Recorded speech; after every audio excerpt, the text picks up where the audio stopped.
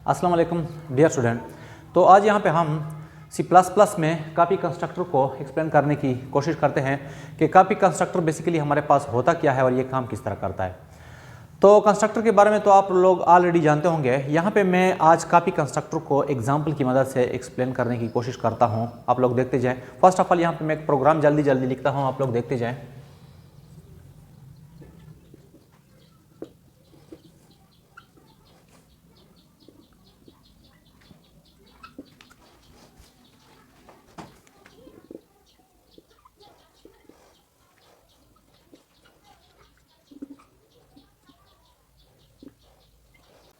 जी dear student, तो यहाँ पे मैंने एक प्रोग्राम लिखा, आप लोग देखते जाएं।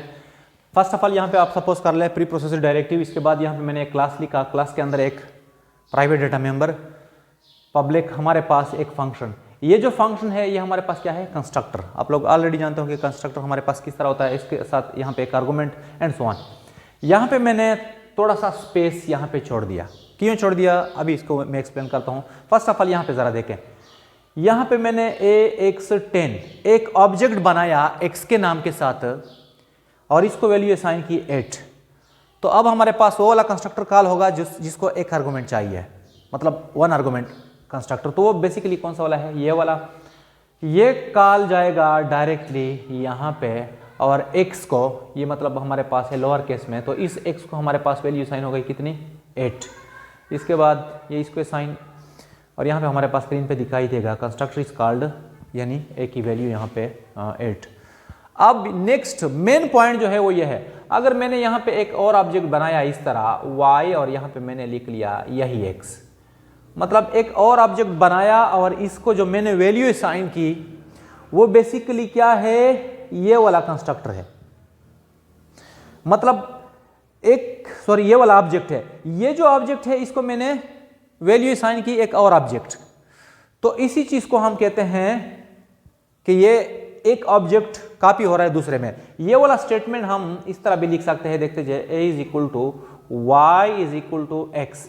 मतलब y एक ऑब्जेक्ट बनाया और y को मैंने असाइन की x ऑब्जेक्ट की वैल्यू। तो अगर इस तरह की सिचुएशन हो तो ये बेसिकली हैंडल करता है कौन, कॉपी कंस्ट्रक्टर। याद रखें, अगर हम यहाँ पे प्रोग्राम के अंदर कोई कॉपी कंस्ट्रक्टर ना लिखे तो कंपाइलर अपनी तरफ से एक कॉपी कंस्ट्रक्टर ऐड करता है जिसको हम कहते हैं डिफॉल्ट कॉपी कंस्ट्रक्टर। लेकिन अगर आप इसको लिखना चाहें तो किस तरह होगा वो भी जरा देखते जाए। कॉपी कंस्ट्रक्टर हमारे पास कुछ इस तरह होगा, ए एंड ओबीजे,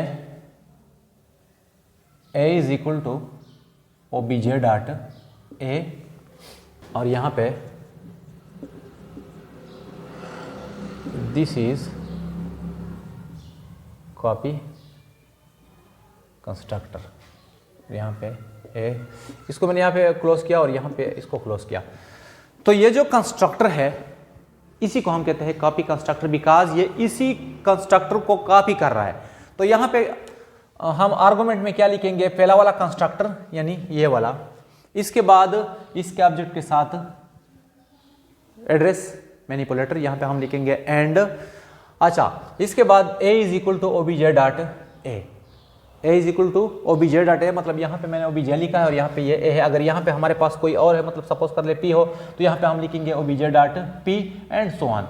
तो अब इस कॉल की मदद से क्या होगा, ये जो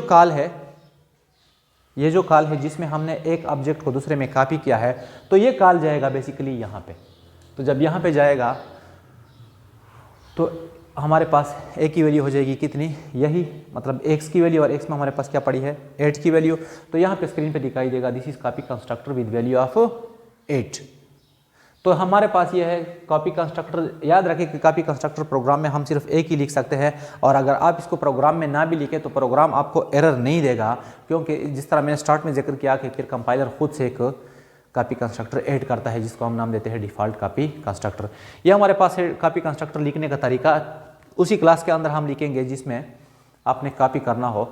तो डियर स्टूडेंट, ये था हमारे पास आज का टॉपिक कि कॉपी कंस्ट्रक्टर होता क्या और ये किस तरह काम करता है। उम्मीद है आप लोगों को आज का ये टॉपिक क्लियर हुआ होगा। तो मिलते हैं फिर नेक्स्ट वीडियो में। आज के लिए बस इतना ही। अल्लाह हाफिज़।